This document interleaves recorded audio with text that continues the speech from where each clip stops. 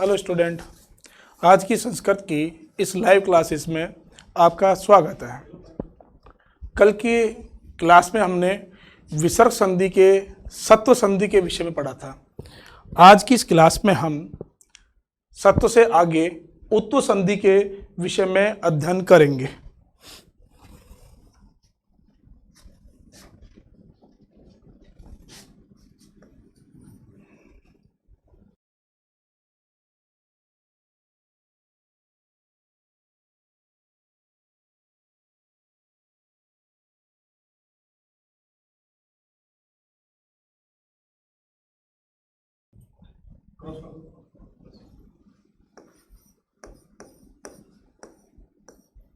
उत्व संधि बेटा, कल हमने सत्व संधि के विषय में अध्ययन किया था। आज की इस क्लास में हम उत्व संधि के विषय में पढ़ेंगे। उत्व संधि बहुत ही सरल संधि है। उत्व संधि का जो आपका सूत्र है, तो सत्व के भी मैंने कल आपको दो नियम समझाए थे और उत्व में भी अब आपके दो ही नियम चलते हैं। पहला नियम जो है वो है आपका सूत्र, तो हालांकि कहता है कि अतो रोर प्लुतात् प्लुते। सूत्र क्या है? सूत्र कहता है अतो रोर प्लुतात् प्लुते। सूत्र बड़ा कठिन है आपका, किंतु आपको इस सूत्र को बिल्कुल भी याद नहीं करना। पुनः बोल रहा हूं, सूत्र आपका अतो रोर प्लुतात् प्लुते, लेकिन आपको इस लेवल पर इस सूत्र को याद करने की बिल्कुल भी आवश्यकता नहीं है। आप डायरेक्ट संधि करिए कि कैसे होगा, सूत्र क्या कहता है वो समझिए। तो बेटा सूत्र सिर्फ इतना सा कहता है कि यदि अगर विसर्ग से पहले अ हो तथा विसर्ग के पश्चात भी अ हो। सूत्र क्या कहता है?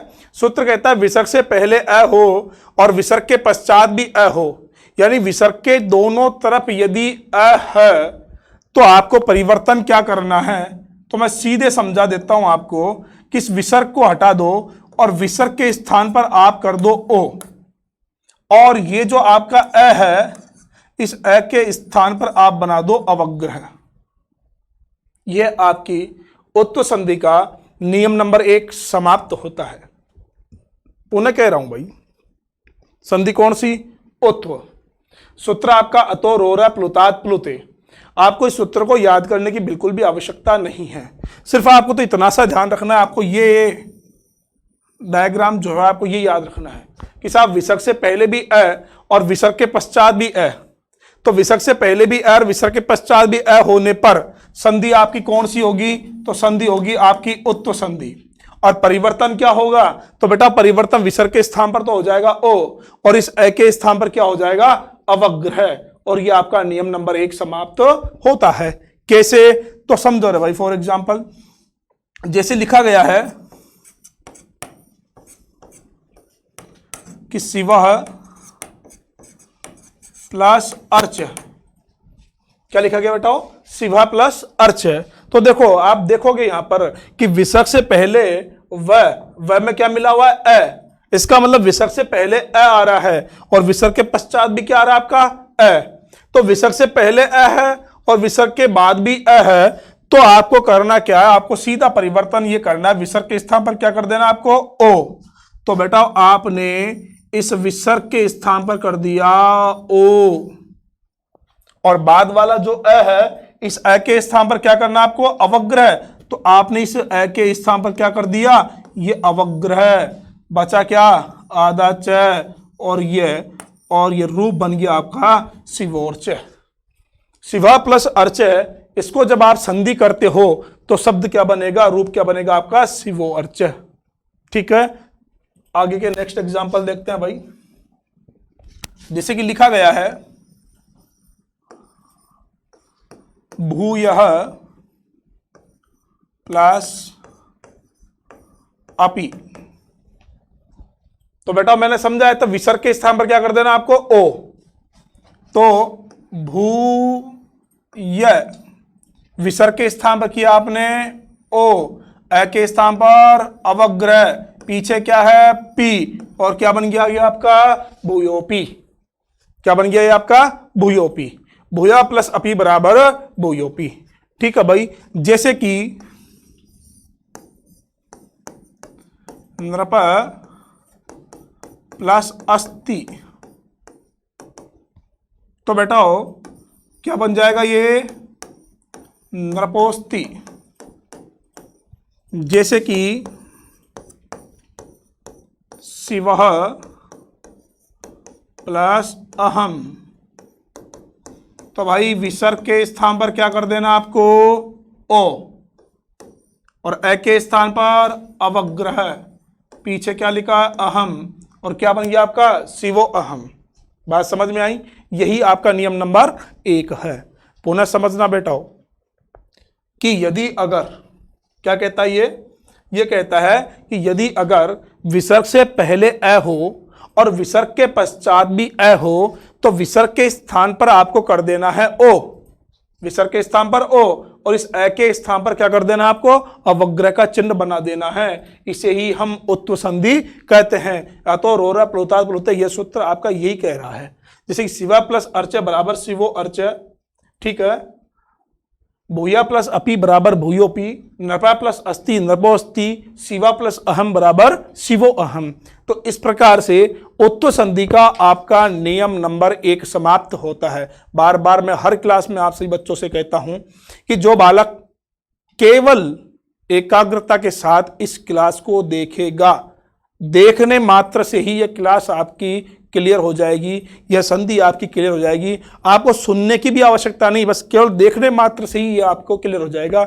ऐसा बहुत ही सरलतम यह संधि का जो है वो रूप है जो मैंने आपके सामने प्रस्तुत किया है। अब उत्व संधि का नियम नंबर 2 पढ़ते हैं भाई। वो क्या कहता है भाई? नियम नंबर 2 सूत्र तो है बेटा हसीचय। सूत्र क्या है? हसीचय। किंतु बार बार मैं आपको कहता हूं कि आपको संधि में किसी भी सूत्र को याद करने की आवश्यकता नहीं है। संस्कृत के बहुत विद्वान टीचर कहते हैं कि साहब जब भी आपको संधि पढ़नी है तो आपको सूत्र याद करना पड़ेगा, माहेश्वर सूत्र याद करना पड़ेगा, आपको प्रत्याहारों का निर्माण करना पड़ेगा। जबकि मेरा ऐसा मानना, मैं आपको ऐसा कहता हूं कि जिस तरीके से, जिस विधि से मैं आपको ये संधियां पढ़ा रहा हूं, उस विधि में न तो किसी बालक को संस्कृत के जटिल सूत्रों को याद करने की आवश्यकता है, न माहेश्वर सूत्र को याद करने की आवश्यकता है, और न प्रत्याहार निर्माण करने की आवश्यकता है। कुछ भी करने की आवश्यकता नहीं है। मात्र जो छोटे छोटे से मैं आपके लिए डायग्राम बनाता हूं, इन डायग्राम को देखने मात्र से ही आपकी संधि क्लियर हो जाएगी, ऐसा मेरा मानना है। तो उत्व संधि का नियम नंबर 2 जो है वो कहता है हसीचय। सूत्र याद मत करो, आप देखो सिर्फ ये कहता है कि भाई विसर्ग से पहले अ हो, विसर्ग से पहले क्या हो? विसर्ग से पहले अ हो, और विसर्ग के पश्चात, विसर्ग के पश्चात क्या हो? तीसरा, चौथा, पांचवा, य व र ल है, तो वहां पर संधि कौन सी होगी मेरे बेटाओ? उत्व संधि। यह कहता है विसर्ग से पहले तो अ होना चाहिए, किंतु विसर्ग के पश्चात तीसरा, चौथा, पांचवा वर्ण। अब साहब तीसरा, चौथा, पांचवा वर्ण ये क्या चीज है? तो बेटा आपने पढ़ा होगा और आपने देखा होगा कि लाइन होती है जैसे क की लाइन, जैसे क, ख, ग, घ, ङ। तो ये प्रत्येक लाइन का पहला, ये प्रत्येक लाइन का दूसरा, ये तीसरा, ये चौथा और ये पांचवा वर्ण कहलाता है। तो उसी प्रकार च की लाइन ट, त, प, ठीक है। तो च, छ, ज, झ और ये। तो आप देखोगे बेटाओ कि इसने लिखा तीसरा, चौथा, पांचवा वर्ण। तो तीसरे, चौथे, पांचवे से मतलब ये आपके तीसरे, चौथे, पांचवे, ये तीसरा हो गया, ये चौथा हो गया और ये पांचवा हो गया, ये वाले वर्ण। अब ट, ठ, तो ड, ढ, ण, त, थ, द, ध, न, प, फ, तो ब, भ और म। ये इस प्रकार के आपके वर्ण हो गए भाई। तो ये कहता तीसरे, प्रत्येक लाइन का तीसरा। ये क्या कहता है संधि? संधि कहती है कि विसर्ग से पहले तो आपका क्या होना चाहिए? अ, और विसर्ग के पश्चात प्रत्येक लाइन का तीसरा, प्रत्येक लाइन का तीसरा, प्रत्येक लाइन का चौथा, प्रत्येक लाइन का पांचवा, अथवा य व र ल है, इनमें से कोई भी एक वर्ण हो किसके पश्चात? विसर्ग के पश्चात, तो वहां पर आपको उत्व संधि करनी होती है। और परिवर्तन क्या होगा? तो परिवर्तन मेरे बेटा हो, आपको कुछ परिवर्तन करना क्या है कि विसर्ग के स्थान पर आपको सीधा क्या कर देना है? ओ। हालांकि प्रोसेसिंग तो ये होती है भाई कि विसर्ग के स्थान पर ऊ होता है, फिर अ प्लस ऊ मिलकर के ओ बन जाते हैं, लेकिन ऐसा कोई विस्तार से पढ़ने की आवश्यकता नहीं है, ना उसमें कंफ्यूज होने की आवश्यकता है।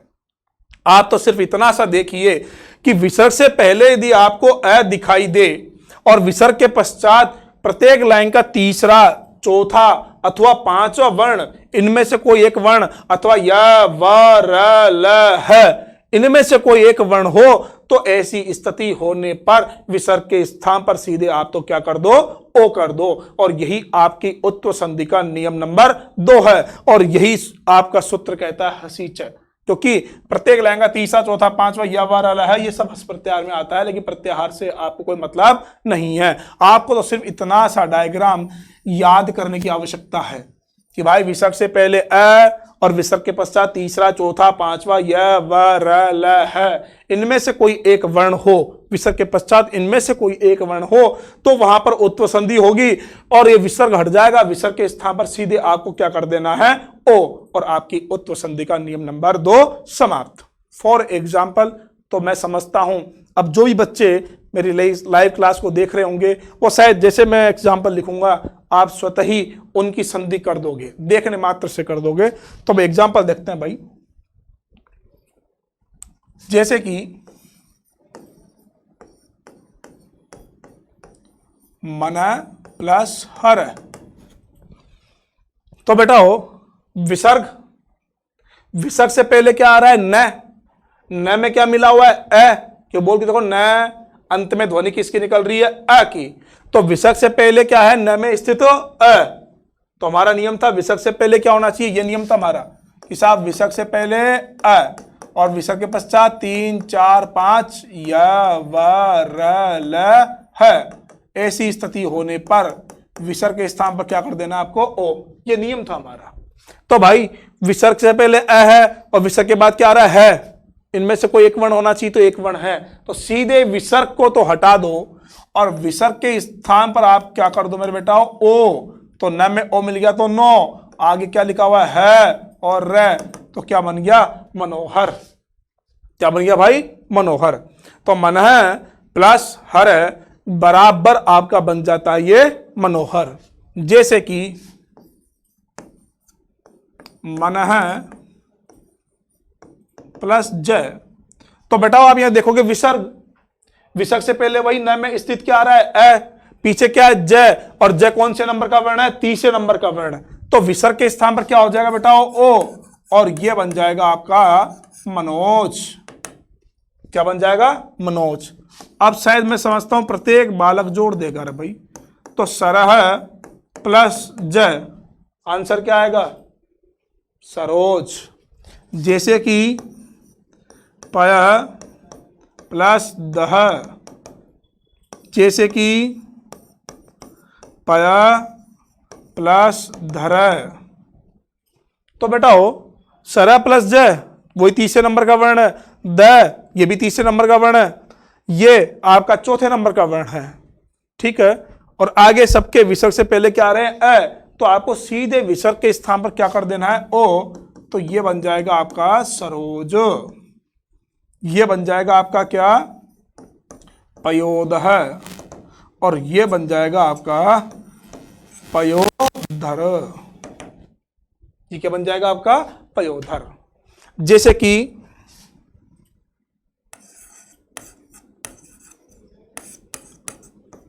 बुध प्लस लिखती। तो बेटा विसर्ग के पश्चात क्या आ रहा है? ल। तो बना दो रे भाई बुधो लिखती। राम प्लस हसती, तो बराबर क्या बन जाएगा? रामो हसती। नृप प्लस वदती, तो क्या बन जाएगा? नृपो वदति ही। बालक प्लस याति, तो क्या बन जाएगा? बालको याति। जैसे कि बालक प्लस याति, तो ये आ रहा है ना, तो बना दो इसको विसर्ग के स्थान पर तो ओ और पीछे वाला वर्ण जो कहीं हो बाल को याति। ठीक है भाई, मन प्लस रथ बराबर मनोरथ।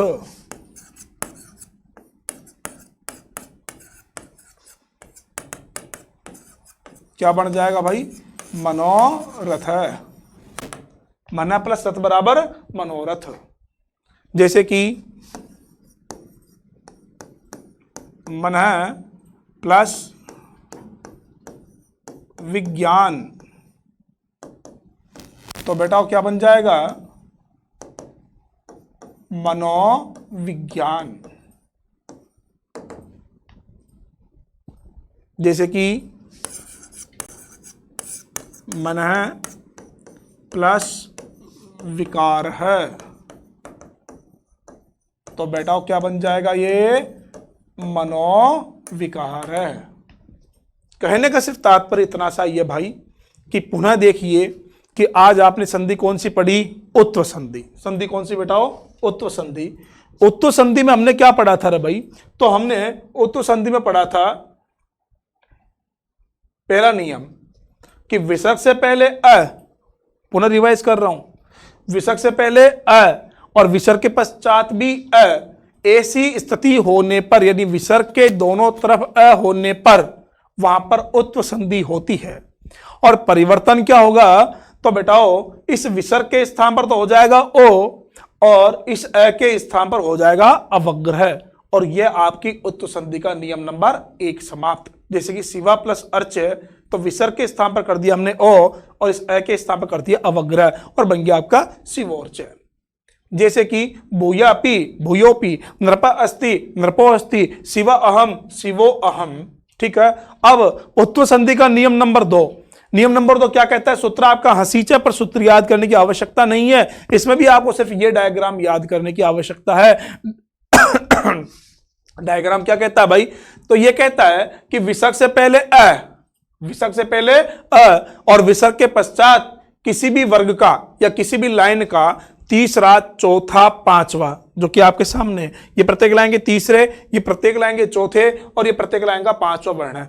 तो विसर्ग के पश्चात किसी भी वर्ग का किसी भी लाइन का तीसरा चौथा पांचवा अथवा य व र ल है, इनमें से कोई एक वर्ण हो तो आप सीधे विसर्ग के स्थान पर ओ कर दो और वह संधि कहलाए कौन सी, उत्व संधि। जैसे कि फॉर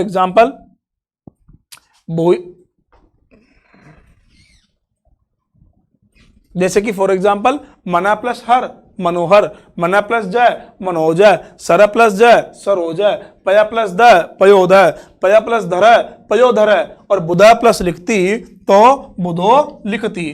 ठीक है, बालक याति बालको याति, मना रथ मनोरथ, मना विज्ञान मनोविज्ञान, मन विकार है मनोविकार है। इस प्रकार से बेटाओ आज ये आपकी उत्व संधि भी समाप्त होती है। और अब नेक्स्ट संधि जो है वो पढ़ेंगे हम, कौन संधि, रुत्व संधि। लेकिन उससे पहले एक छोटा सा नियम जो कि विशेष नियम है उत्व संधि का, उसके विषय में अध्ययन करते हैं। ये कहता है विशेष, हालांकि ये आपके रुत्व संधि का टॉपिक है न कि उत्व संधि का, फिर भी थोड़ा सा बता देता हूं। यह कहता है कि यदि अगर किसी अव्यय अथवा संबोधन का विसर्ग हो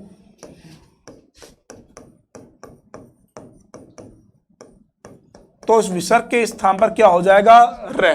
पुनः समझना बेटाओ क्या कहता है ये कहता है कि विसर्ग यदि किसी अव्यय का अथवा किसी संबोधन शब्द का है तो उस विसर्ग के स्थान पर आपको र करना है, चाहे आगे अ हो चाहे पीछे अ हो, चाहे आगे अ हो चाहे पीछे तीसरा चौथा पांचवा य व र ल है, इनमें से कोई वर्ण हो, कुछ भी हो, उससे हमको कोई मतलब नहीं है। सिर्फ मतलब इतना सा है कि यदि अगर विसर्ग खुद किसी अव्यय का अथवा संबोधन शब्द का है तो आपको वहां पर रुत्व संधि ही करनी है, वहां पर आपको विसर्ग के स्थान पर र ही करना है। जैसे कि समझिए भाई,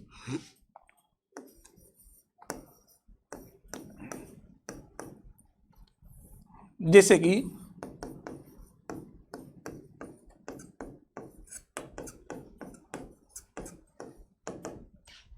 अंतः प्लस आत्मा, अंतः प्लस आत्मा।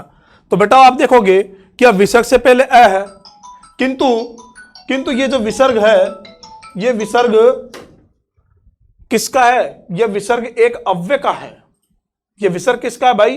ये विसर्ग एक अव्यय का है, और अव्यय का विसर्ग होने पर तो आपको र ही करना है, चाहे आगे अ आए चाहे कुछ भी आए, उससे हमको मतलब नहीं है। तो यहां पर इस विसर्ग के स्थान पर क्या हो जाएगा? हलंत र यानी आधा र, तो ये बन जाएगा अंतर प्लस आत्मा। अब जोड़ दो मेरे बेटाओ, तो क्या बन गया? अंतरात्मा, क्योंकि र में आ मिला दोगे तो रा बन जाएगा, और ये बन जाएगा आपका अंतरात्मा। जैसे कि पुनः प्लस जन्म, तो बेटाओ विसर्ग के स्थान पर क्या हो जाएगा? आधार है, तो पुनर्जन्म। अब आधार है कभी लिखा नहीं जाता, तो वह बाद वाले वर्ण के ऊपर चला जाता है, इसलिए ये शब्द बन जाएगा आपका पुनर्जन्म। क्या बन जाएगा? पुनर्जन्म।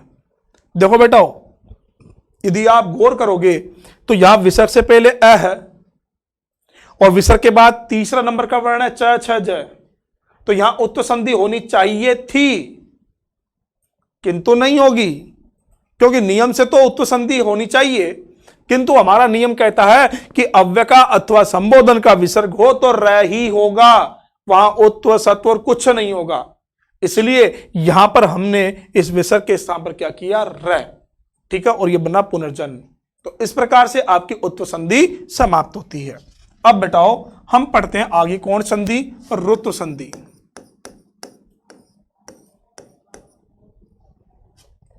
ये क्या कहता है भाई? ये कहता है कि यदि अगर विसर्ग से पहले अ अथवा आ को छोड़कर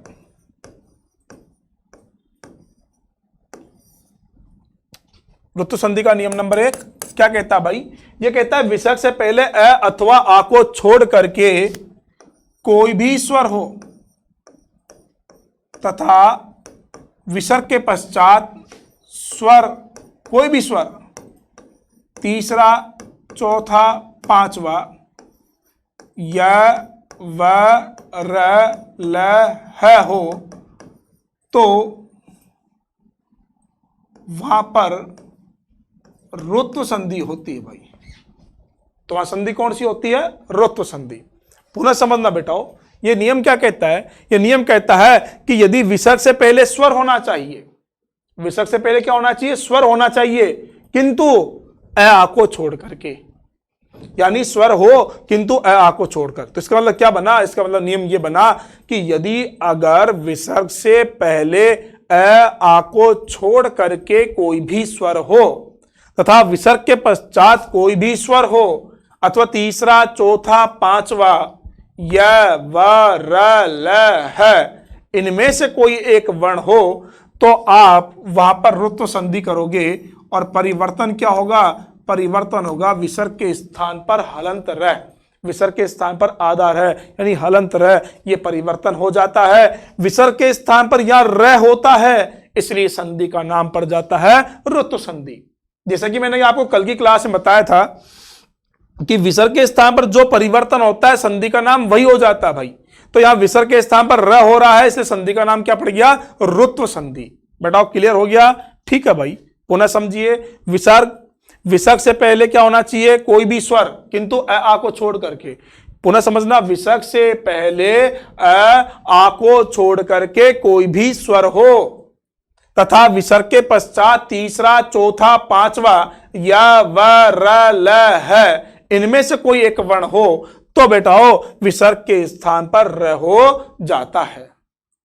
तो क्या होगा? तो विसर्ग के स्थान पर क्या हो जाएगा भाई? तो विसर्ग के स्थान पर आपका र ये परिवर्तन हो जाता है, और विसर्ग के स्थान पर र ये परिवर्तन होता है, इसलिए इस संधि का जो नाम है वो पड़ता है आपकी कौन संधि? आपकी रुत्व संधि। ये संधि होती है। जैसे कि फॉर एग्जाम्पल समझिए भाई, हाँ, विशेष कि स्वर से पहले विसर्ग से पहले आ नहीं होना चाहिए। क्यों नहीं होना चाहिए? क्योंकि बेटा ए को इसलिए छुड़वाया क्योंकि यदि अगर ए आता है, यदि अगर ए आता है तो बेटा इस ए की वजह से विसर्ग के स्थान पर उ, और उ होने से आपकी उत्त संधि हो जाती है भाई। तो इसलिए यहां पर ए को छुड़वाया। आ को क्यों छुड़वाया? कि ए होने पर तो आपकी उत्त संधि हो जाएगी। आ क्यों छुड़वाया भाई? ये आपके दिमाग में प्रश्न आ सकता है कि साहब ये ए और आ को क्यों छुड़वाया, कि ए आ को छोड़ के कोई भी स्वर हो। तो उसका सिर्फ इतना सा कारण है कि भाई ए को तो इसलिए छुड़वाया क्योंकि ए होने पर तो उत्त संधि का नियम लागू हो जाता है, और आ होने पर आपकी विसर्ग लोप यह संधि हो जाती है भाई। ठीक है, तो इसलिए इसने कहा ए आ को छोड़ करके। जैसे फॉर एग्जाम्पल समझिए, अब लिखा गया आपका एक बहुत अच्छा श्लोक है जो कि आपने खूब पढ़ा होगा।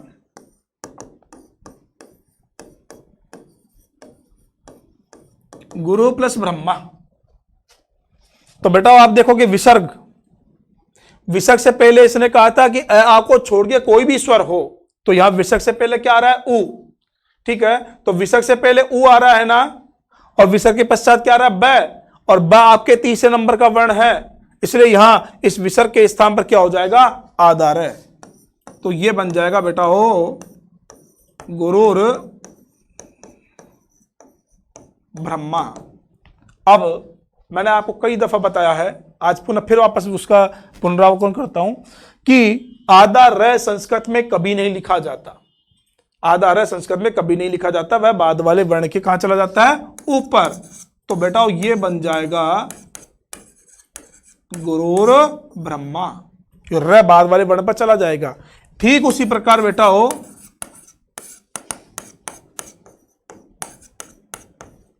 गुरु प्लस विष्णु।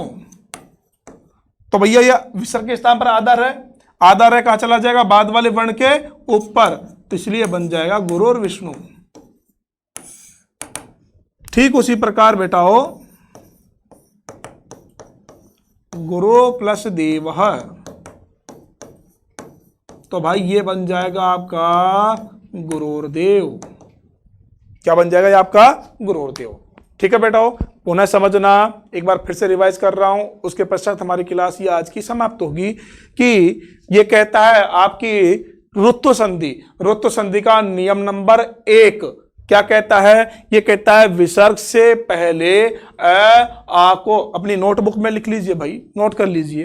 क्या कहता है? ये कहता है विसर्ग से पहले आ को छोड़ करके यदि अगर कोई भी स्वर हो, विसर्ग से पहले आ को छोड़कर कोई भी स्वर हो तथा विसर्ग के पश्चात कोई भी स्वर हो, पीछे तो कोई सा भी हो, आ कुछ भी हो, तो विसर्ग के पश्चात कोई भी स्वर हो अथवा तीसरा, चौथा, पांचवा य व र ल है, इनमें से कोई एक वर्ण हो तो विसर्ग के स्थान पर क्या हो जाएगा बेटाओ? आधार है। जैसे गुरु प्लस ब्रह्मा, गुरु ब्रह्मा, गुरु प्लस विष्णु, गुरु विष्णु, और गुरु प्लस देव, गुरुदेव है। इस प्रकार से हमारी ये रुत्व संधि समाप्त होती है। बाकी के एग्जाम्पल समय कम होने के अभाव में, यानी समय के अभाव में, मैं आपको अपनी जो कल की जो लाइव क्लास है उसमें बाकी को एग्जाम्पल आपको कल मैं सोल्व कराता हूं। तब तक के लिए नमस्कार।